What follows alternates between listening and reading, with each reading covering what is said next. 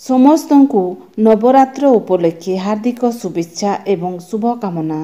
ଚାଲନ୍ତୁ ମାତା ରାଣୀଙ୍କୁ ମନେ ପକାଇ ମାତା ରାଣୀଙ୍କର ନାମ ନେଇ ଆରମ୍ଭ କରିବା ଆଜିର ଭିଡ଼ିଓ। ଭିଡ଼ିଓକୁ ଶେଷ ପର୍ଯ୍ୟନ୍ତ ଦେଖନ୍ତୁ, ଶୁଣନ୍ତୁ। ଯଦି ପସନ୍ଦ ଆସିବ ତାହେଲେ ସବସ୍କ୍ରାଇବ୍କୁ ଟଚ୍ କରିକି ବେଲ୍ ଆଇକନ୍କୁ ଟଚ୍ କରିଦିଅନ୍ତୁ। ତାହେଲେ ଚାଲନ୍ତୁ ଶୁଣିବା ଦୁର୍ଗା ମାତାଙ୍କର ଷଷ୍ଠ ଦିନର ଅବତାର। ଦୁର୍ଗା ମାତାଙ୍କର ଷଷ୍ଠ ଦିନରେ ମା କାତ୍ୟାୟନୀ ରୂପରେ ପୂଜା ପାଇଥାନ୍ତି। ମାଙ୍କର 4ଟି ହାତ ଅଛି। ମା ସିଂହ ଉପରେ ସବାର ହୋଇଥାନ୍ତି। ମା ଗୋଟିଏ ହାତରେ ତଲୱାର ଆଉ ଗୋଟିଏ ହାତରେ ପଦ୍ମଫୁଲ ଧରିଥାନ୍ତି। ଆଉ 2ଟି ହାତରେ ବରମୁଦ୍ରା ଏବଂ ଅଭୟ ମୁଦ୍ରା ଧରିଥାନ୍ତି। ମା କାତ୍ୟାୟନୀ ଅତ୍ୟନ୍ତ ଦିବ୍ୟ ପ୍ରକାଶବାନ ଏବଂ ଚମକିଲା ଦିଶୁଥାନ୍ତି। ମହିଷାସୁର ବଧ କରିବା ପାଇଁ ବ୍ରହ୍ମା, ବିଷ୍ଣୁ, ମହେଶ ଭଗବାନ ନିଜର ଶକ୍ତି ସବୁ ଦେଇ ଦୁର୍ଗା ମାତାଙ୍କୁ ପ୍ରକଟ କରିଥିଲେ। ସେହି ସମୟରେ ଋଷି କାତ୍ୟାୟନ ଦେବୀ ଦୁର୍ଗାଙ୍କର ପ୍ରଥମ ପୂଜା କରିଥିଲେ। ଏଥିପାଇଁ ମା ଦୁର୍ଗାଙ୍କର ନାମ ହେଲା ମା କାତ୍ୟାୟନୀ।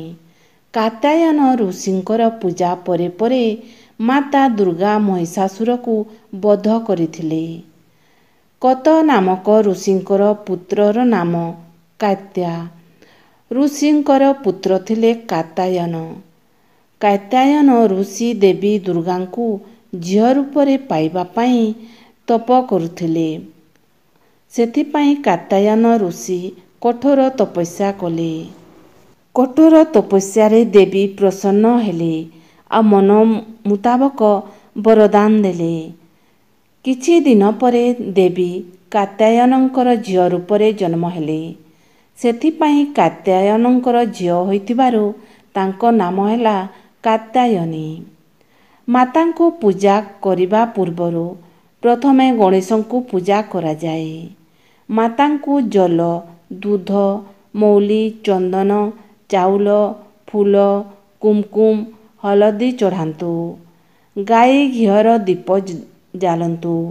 ମହୁ ଏବଂ ମୌସୁମୀ ଫଳ ଅର୍ପଣ କରନ୍ତୁ। ସପ୍ତଶତୀ ପାଠ କରନ୍ତୁ। ଶେଷରେ ମାତାଙ୍କୁ କ୍ଷମା ମାଗନ୍ତୁ। କେତେକ ଭକ୍ତ ଥାନ୍ତି ମାତାଙ୍କୁ ପୂଜା କରିବା ପାଇଁ ଭଲ ପାଆନ୍ତି, କିନ୍ତୁ ନିର୍ଣ୍ଣୟ ନେଇ ପାରନ୍ତି ନାହିଁ। ସେ ଭୟଭୀତ ହୋଇଯାନ୍ତି ଏବଂ ଚିନ୍ତାରେ ପଡ଼ିଯାନ୍ତି। ସେଥିପାଇଁ ମା କାତ୍ୟାୟନୀଙ୍କର ପୂଜା କରିବା ଉଚିତ। ସକାଳୁ ଉଠି ସ୍ନାନ ସାରି ସଫା ବସ୍ତ୍ର ପିନ୍ଧି ମାତାଙ୍କୁ ପୂଜା କରନ୍ତୁ।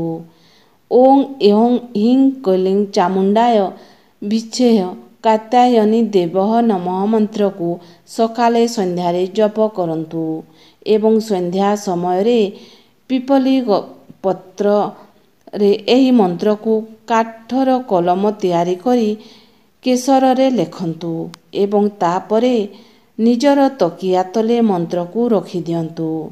ତାପରେ ସକାଳୁ ଉଠି ସ୍ନାନ ସାରି ମାଙ୍କର ପୂଜା ସ୍ଥାନକୁ ଯାଇ ମାଙ୍କ ଆସ୍ଥାନରେ ରଖିଦିଅନ୍ତୁ।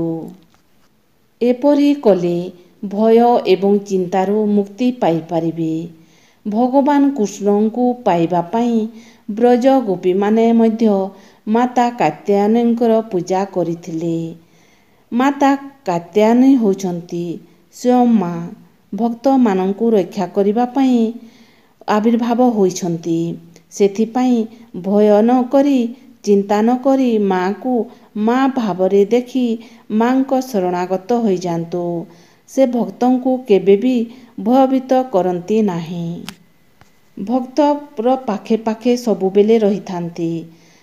ଦୁର୍ଘଟଣା ହେଉ, ଘଟଣା ହେଉ, ଯେତେବେଳେ ମାକୁ ଡାକିବେ, ଯେତେବେଳେ ବି ମାକୁ ଆବାହନ କରିବେ, ସବୁବେଳେ କୌଣସି ନା କୌଣସି ମାଧ୍ୟମରେ ମାତା ପ୍ରସନ୍ନ ହୋଇଯାନ୍ତି ଆଉ ଆସି ଭକ୍ତଙ୍କର ସବୁ ଦୁଃଖ ଦୂର କରିଦିଅନ୍ତି। ଶ୍ରଦ୍ଧା ଭକ୍ତି ସହିତ ମାଙ୍କର ପୂଜା କରି ଦେଖନ୍ତୁ, ଅନୁଭବ ନିଶ୍ଚୟ ପାଇବେ। କୌଣସି ନା କୌଣସି ରୂପରେ ମା ଆବିର୍ଭାବ ନିଶ୍ଚୟ ହେବେ। ଯଦି ଆଜିର ଭିଡ଼ିଓ ଆପଣମାନଙ୍କୁ ପସନ୍ଦ ଆସିଲା ତାହେଲେ ସବସ୍କ୍ରାଇବ୍କୁ ଟଚ୍ କରିକି ବେଲ୍ ଆଇକନ୍କୁ ଟଚ୍ କରିଦିଅନ୍ତୁ, କାହିଁକିନା ଏହିପରି ଭିଡ଼ିଓ ସବୁ ଆପଣମାନଙ୍କ ପାଖକୁ ପହଞ୍ଚି ପାରିବ। ତାହେଲେ ରହୁଛି, ମାତା କାତ୍ୟାୟନୀଙ୍କର ଆଶୀର୍ବାଦ ସମସ୍ତଙ୍କ ମୁଣ୍ଡ ଉପରେ ଥାଉ। ଜୟ ମାତା କି।